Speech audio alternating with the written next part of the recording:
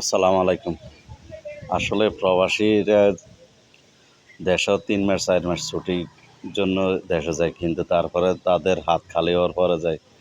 একজন প্রবাসী তার নিজের ছেলের জমানো টাকা নিয়ে সেই ঢাকা শহর গাড়ি ভাড়া এবং সিএনজি ভাড়া এবং এয়ারপোর্টের জন্য খরচ নিয়ে তারপরে আসে। আসলে জিনিসটা খুব দুঃখের ব্যাপারের।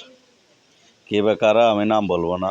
কিন্তু আসলে জিনিসটাই খারাপ লাগতেছে। প্রবাসীর জীবনে ৩ লাখ ৪ লাখ টাকা যদি প্রতি ২ মাস ৩ মাসে ৪ মাসে যদি খরচ করে, কিন্তু বিদেশে যাওয়ার পরে যে এদের অবস্থানটা আসলে যারা প্রবাসে যাবেন তাদের এইটুকু চিন্তা, প্রবাস থেকে দেশে যাওয়ার সময় বিশেষ করে ঢাকা পর্যন্ত এয়ারপোর্ট পর্যন্ত যাওয়ার খরচটা আপনারা নিজের হাতে রাখবেন। এটাই আপনাদের কাছে অনুরোধ। এরকম যেন কোনো প্রবাসী ভাইয়ের জীবনে এরকম কোনো ঘটনা ঘটে। আল্লাহ হাফেজ।